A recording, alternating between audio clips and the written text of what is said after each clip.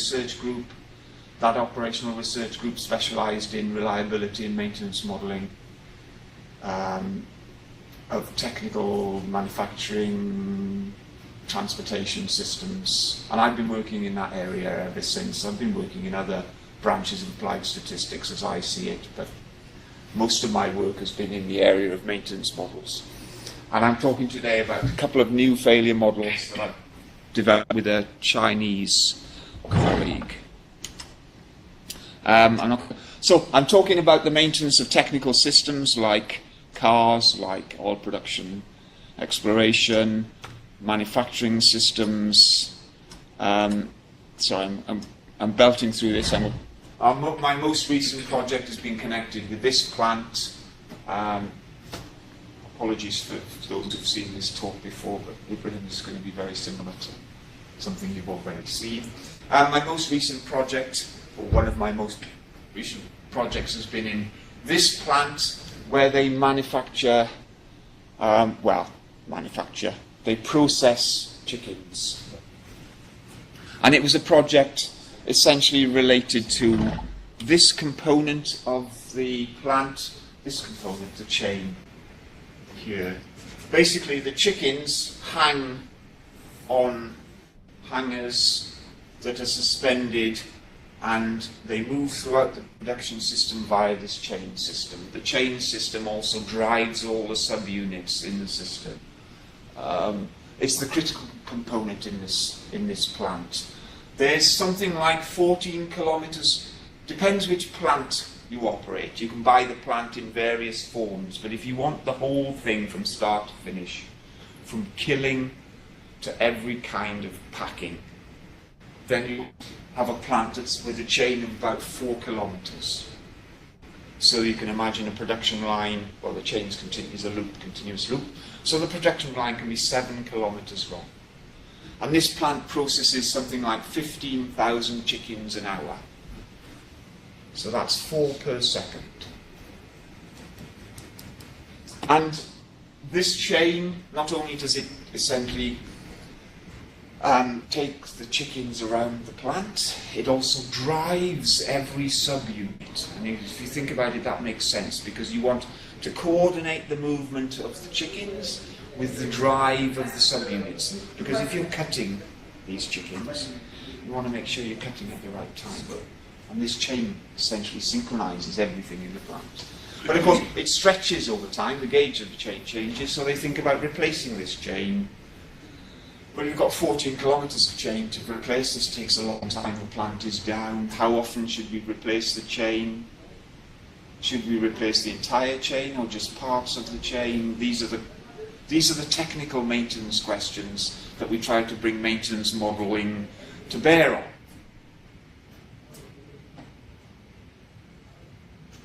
Okay, so I'm now that's the sort of non-technical introduction to the talk. I'm now going to talk about the mathematical modelling. And I'm going to pitch straight in with a description of the first model. I'm talking today about 2 new models. This is model number 1.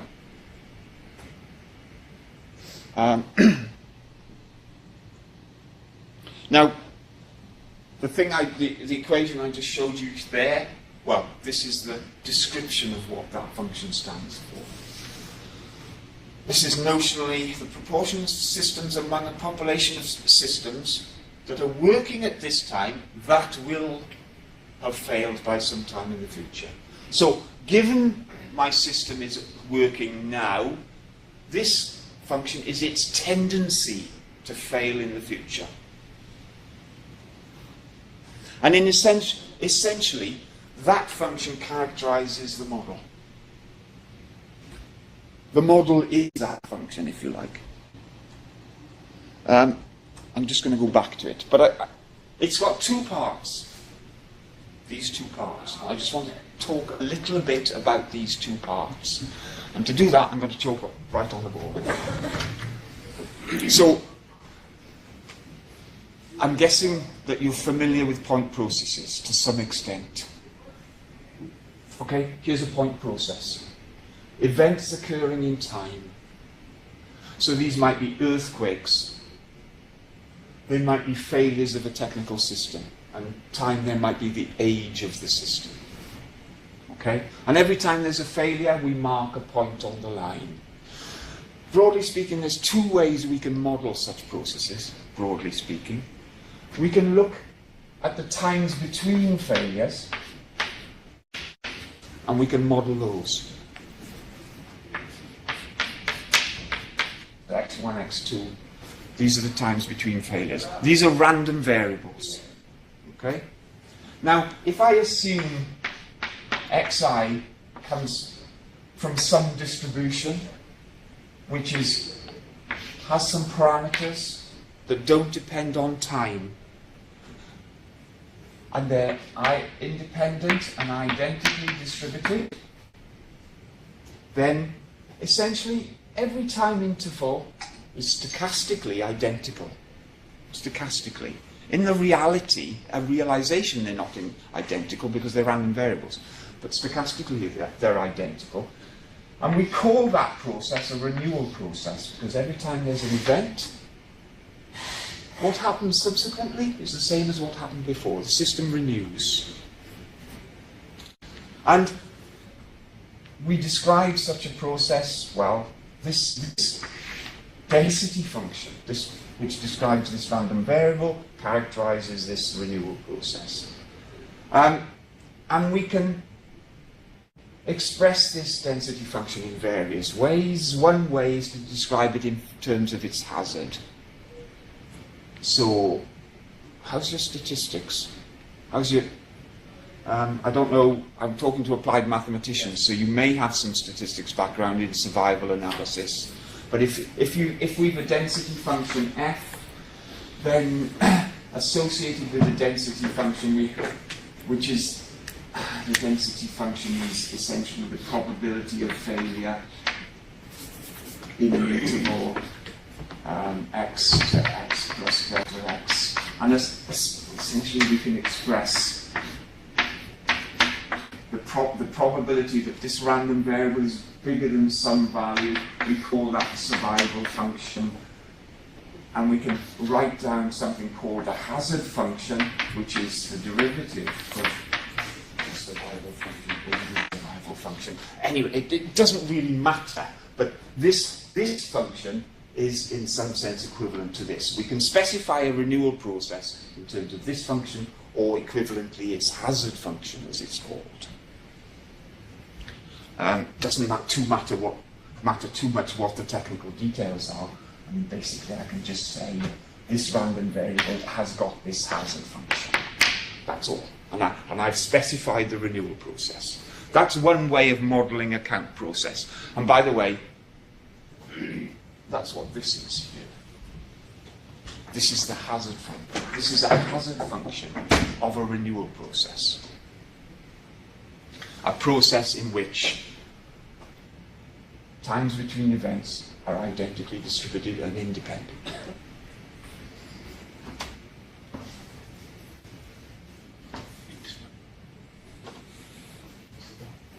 That's one way of modelling it. So I said there were two ways of modelling, two fundamental ways of modelling a counting process. One is with a renewal process like that, which models times between events.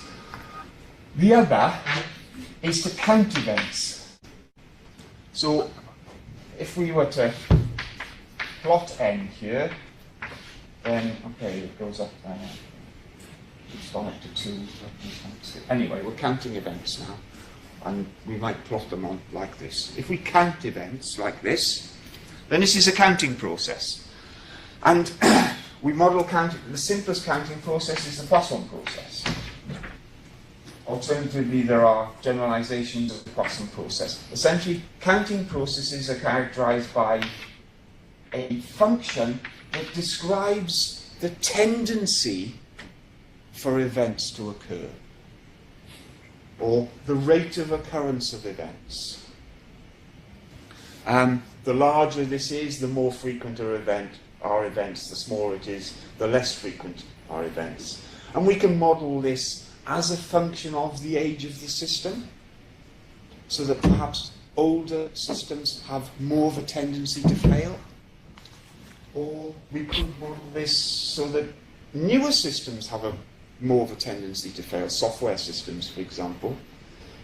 Newly developed software systems tend to fail more often than when they're than later in their lives when essentially bugs have been removed. Or, in the most simple case, we can model this as we can consider this as a constant. So the rate of occurrence of earthquakes, for example, is a good example of a counting process with a constant rate of occurrence of failures. That's what this is.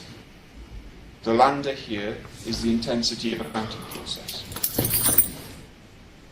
Now, we've got a renewal process and a counting process. In some cases, these are the same.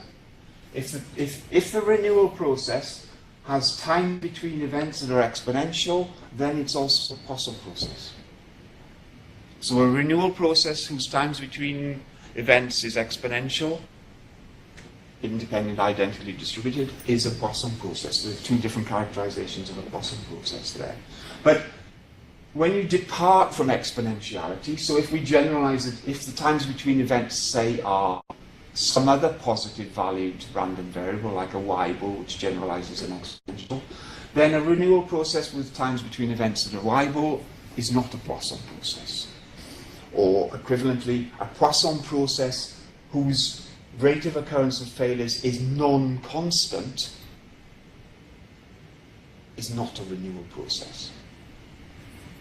And the terminology makes sense there, because if the process is renewing at each time, i.e. it's the same at each time, well, lambda must be constant. But if lambda is not constant, then the system's not renewing. So a Poisson process with a varying lambda is not a renewal process. So that's a bit about those two processes. Now we're going to try and explain the model.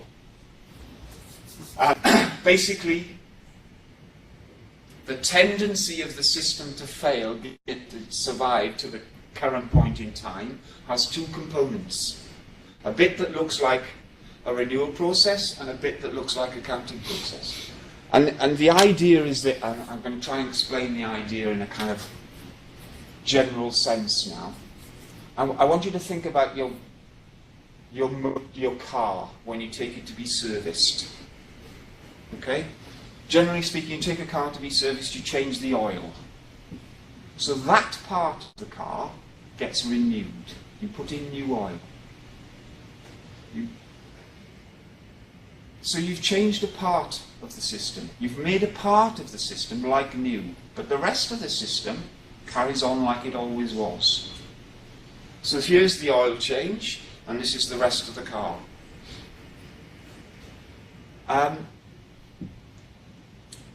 Or, actually, you do a little bit more than that at a service. You might change the oil filter, change the diesel filter, do something to the windscreen wipers, essentially, it's a bit more, it's not really, when you take a car to be serviced, what part of the car you renew doesn't really correspond to a particular component in the car.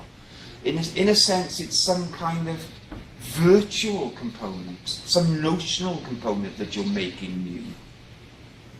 And this is the idea of these new models. And this is why I talk about here a virtual system. And I just want to talk a little bit about the classification here that I've got down the side here. As mathematicians, we develop models in the modeling world, don't we? And we kind of hope they apply to the real world. The assumptions we make in the mathematical world, we kind of get our inspiration sometimes for those assumptions from the real world, sometimes not actually. Some of the best mathematical developments are by forgetting about the real world and producing a new model, a set of assumptions, forgetting the real world and developing models. But anyway, that's a different story, isn't it? Basically, in the mathematical world, we develop models. But in the maintenance world, it's essentially focused on models of the system. And typically the models of the system there come in two types to date. The two types are single component models and multi-component models. And in the single component model, well, in spite of the fact that a real system is made up of many components, we just assume it's one component. And we simplify the real world to its most extreme by considering this one component system.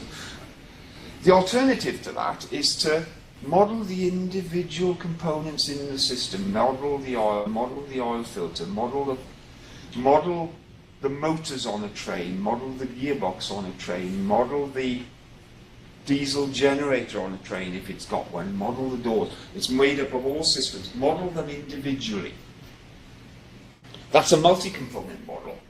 And these sorts of models fit in this area. This is somewhat different. We're not modeling individual components of this system, we're modeling notional components. And the question that arises, why do we want to do that? Well, the problem is data. For technical systems, broadly speaking, we don't have data. Now, in spite of the Internet of Things, and condition monitoring and sensors, we still don't have data. I'm going back now to the chicken plant. I had a PhD student, he started about 3 years ago. We needed data to do our project, so we went to the chicken plant and said, can we have your data to do our project? Can we look at the chain and the maintenance for the chain? And can we collect the data we need from you so we can go back to our lab and he can work on that? And they said, yes, you can come and get our data, it's over there. So we went over there to the IT system that stores the data, and the data was just a big pile of data. Terabytes of data that's being downloaded from sensors that this manufacturer are doing nothing with, because partly they're doing nothing with it because it's pouring in at such a rate they can't cope. And they said, what data do you want? So I was making an analogy about bottle tops. Imagine all the bottle tops. Every time you open a plastic bottle of water, you throw away the top. Imagine all the bottle tops in Saudi Arabia piling up in a room. But that room is the data warehouse. But they are organised. They had sub-rooms, and they put all the purple ones there and all the blue ones there. So they organised it by colour. And we go in and we say, no, we want the small bottle tops. Okay, so we need to go in and reorganize the data. But there's terabytes of this stuff. And so their IT department said to us, yes, you can have the data you want, but it'll take us 2 weeks. You will need to go to the executive of the company and essentially make a proposal to them. They will decide whether this project is worthwhile for IT to execute, because it's going to cost 2 weeks of 2 people to get the data. And if they say yes, we'll be able to get that data for you in a year's time, because at the moment we've got a lot of other technical problems we're having to deal with. Long story, we couldn't get any data in spite of the fact that it's piling up. Another story, we thought, all right, we can't get that data. Coincidentally, I'd met a person who runs a small museum near where I live. This museum's about the size of this room. It's off-grid, so it doesn't have an electricity connection. And this museum specialises in... It's a museum of industry from 200 years ago. And they have a water wheel that drives a turbine, that produces electricity that they store in batteries, that runs the small cafe, that boils the water to make the coffee to supply to the visitors to the cafe. And he had a problem with his batteries. He wanted to know, well, they're degrading. Battery storage is not what it was. And actually I need to buy some more batteries as well, because we're getting more and more, because we can't make enough coffee, because we haven't got enough electricity. And they couldn't take more water from the river because the river authority said we're only allowed to take that much water. If you take too much, you'll affect the fish. Anyway, so he had a problem about battery replacement. And I said, oh, well, give us the data, we'll analyse the problem and decide, you know, what is a good policy for battery replacement, how many more batteries you need. So then he said, oh yes, we have the data. So we went down, this building is 500 years old. We went down into the cellar. It was like dusty and dank. And in the corner was an old IBM 8088, an old IBM PC with an 8088 chip. It was the first IBM chip, the PC. And that was the data logger gathering dust. And then he said, oh no, if we want the data off that, we have to go back to the company that installed the batteries. They own the data.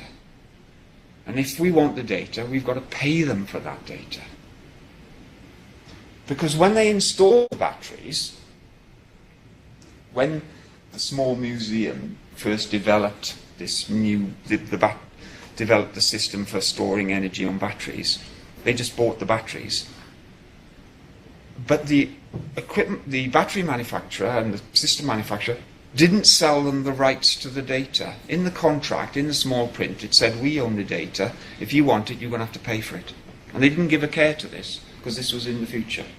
Anyway, long story. The short story is, we couldn't get the data, because they couldn't afford it, and we weren't going to pay. What was I saying? Where was I? Oh, I know.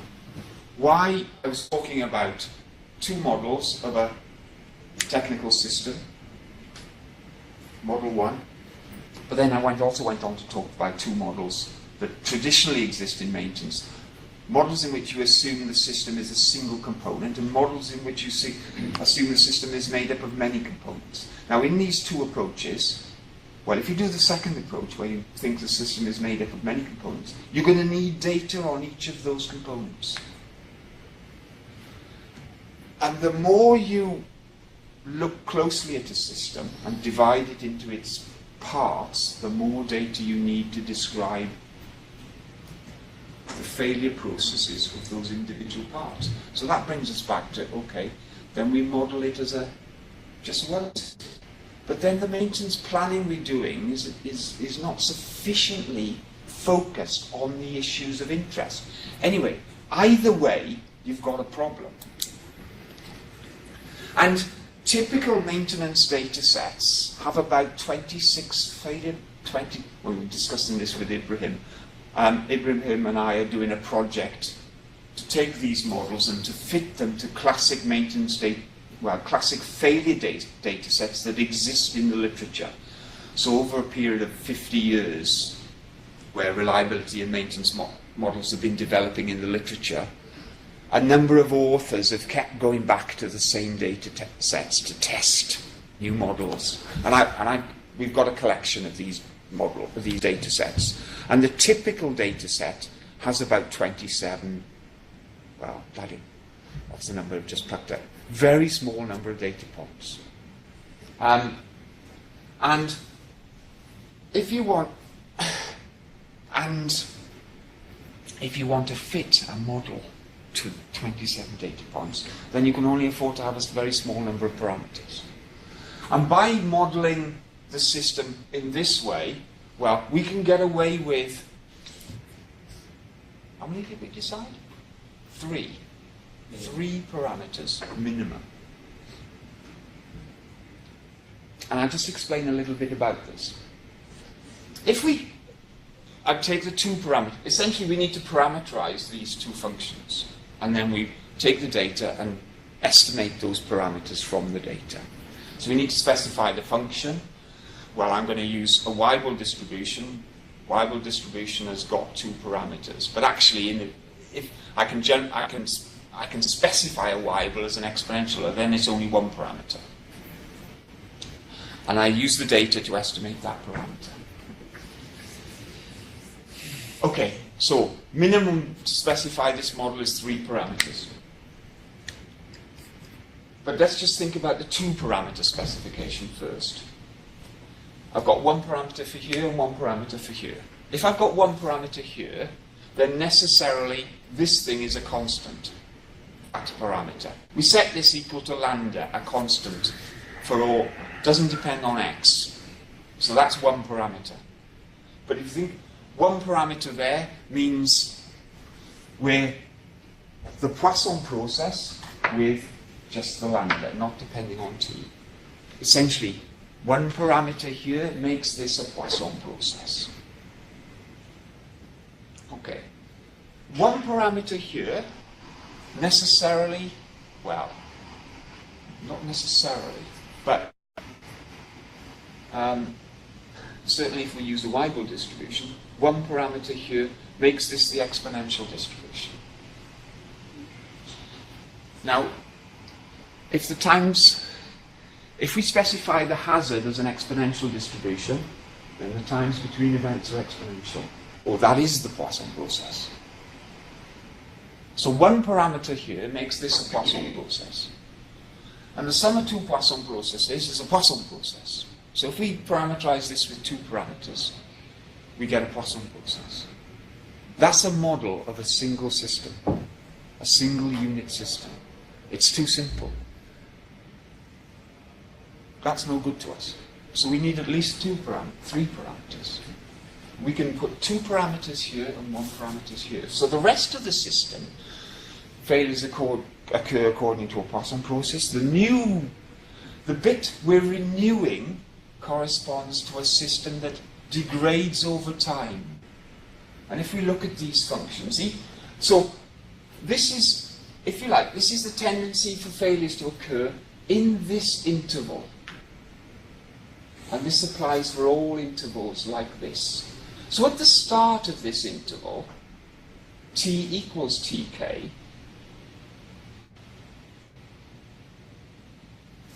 this is like new.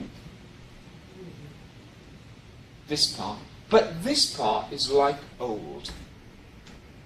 So this model corresponds to every tk time unit renewing a part of the system, making part of the system like new, and the rest carries on as old. And that's basically the idea of the model. 2 minutes. Okay, and so now I'm going to go through really quickly. I'm not even going to talk about these parts.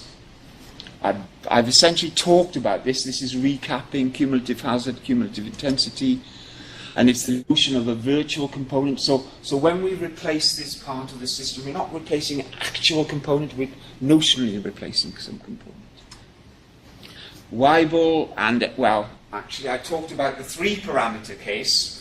This is the 4-parameter case. 2 parameters for the Weibull, 2 parameters for a non-homogeneous process. So this part of the system is aging. In fact, your car, the rest, you replace the oil, that's like new, that's here, but it degrades over time. The rest of the car is the same, is also degrading over time. 2 parameters. This is the 4-parameter case. This is the motivation for this. These are the models, if you like, these are the models that exist to date. This model's new.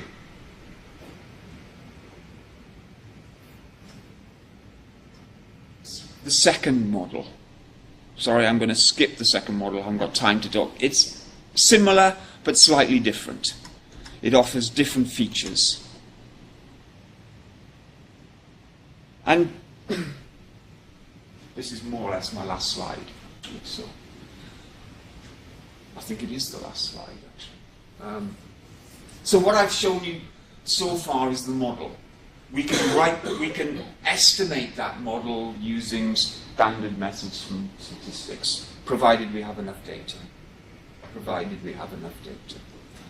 And in a paper that I've written, that I've published with this Chinese guy, we fit this model to some, well, let's say, convenient data sets that demonstrate the efficacy of the model. The next step really is to demonstrate the efficacy of the model on a rather wider set of data sets. And we've not done that yet. And another step would be to compare this new model with existing models. Things like renewal processes, non-homogeneous Poisson processes, which are itself, our model is a generalizer, it sits somewhere in between these. So on the spectrum of renewal process, non-homogeneous Poisson process, our model is somewhere in between. There are other competing models, and all these models fall in the class of imperfect repair models. Imperfect repair. So when I make an intervention on a technical system, I don't make it like new. The repair is not perfect, as making it like new, it's imperfect. And there are other competing models of imperfect repair. There are age reduction models, hazard reduction models. So for example, I go into hospital, I have an operation, and it makes me like new. It doesn't. I'd be being born again. Okay, then, it makes me younger. Having this operation in a hospital effectively makes me younger. Well, we don't really talk about age reduction, we talk about virtual age. I imagine I've got a virtual age which depends on the state of my health. And I reduce that to some extent when I have this operation. Equivalently, but not necessarily equivalently, this operation, this medical intervention, reduces my tendency of certain parts of me to fail, heart failure, for example. These are hazard reduction models. They're competing models with respect to ours, and we want to compare them. And that's the work we're going to do next. We fitted these models to data. I haven't got time to talk to you about those, but these are the final steps. Essentially, fit to more data sets, solve the problem of fitting these models to data when data is censored. You can ask me a question about censoring. I'm going to stop and develop other models. Yeah, thank you very much. That's it. I've got actually two questions, but let me... Yeah, let us have a chance first. I've got any questions. I went through very quickly. Well, I've got two questions. You didn't talk about any technique to solve that problem. Does that mean these models are new and you didn't touch it? You didn't solve that yet? I missed the first bit of the question. You didn't talk about any technique to solve that problem. So to solve? Yeah. Or this is a new model, you didn't touch it yet. This is what I understand. And you've got a model with the 3 parameters. What's the technique you are going to do to solve this? Well, the problem here is sort of optimization, let's say? We're not... Derivative of parameters? No, the optimization problem comes later, really. I didn't talk at all about the optimization problem. This model is an ingredient in the optimization model. It's an ingredient for the optimization. Other ingredients for the optimization model are costs. Essentially, cost of failure and cost of maintenance intervention that is in anticipation of failure, which we call preventive maintenance. Essentially, broadly, with the technical system, we can either replace something when it fails, or we try to do it before it fails. And if we do it before it fails, it costs us less than when it fails. Because if we just do the replacement when it fails, there may be other consequences of failures. For example, trains, the new Saudi railways, they'll have a preventive maintenance schedule. So they will try to anticipate failures so that they don't have failures of trains on the line, that block the line, that cause passenger delays. Just more costs. So anyway, this is one ingredient. The costs are the other ingredient, and you put these all in a big optimization model. In a sense, that's not new. That's just a matter of building an optimization function and then just finding, for example, the time between preventive maintenance interventions. So you don't have now any clear technique to solve this problem? Well, no, I mean, the techniques to solve that problem are well known. We would just take an off-the-shelf technique to solve that problem. Okay. What's new about this approach is the underlying model of failure. So your aim is, let's lead me to the second question. Yeah. So the aim of that model and solver is to know what's the time the system will fail, isn't it? Or you expect what time is It's to characterize the failure process of the system. Okay. Yes, and in a sense, it is to know broadly when this system will fail, on average, On that. depending on its age. I mean, what that model characterizes the tendency to fail as a function of age. So you've got now a technique to solve this problem, it's just because it's a new model and The well,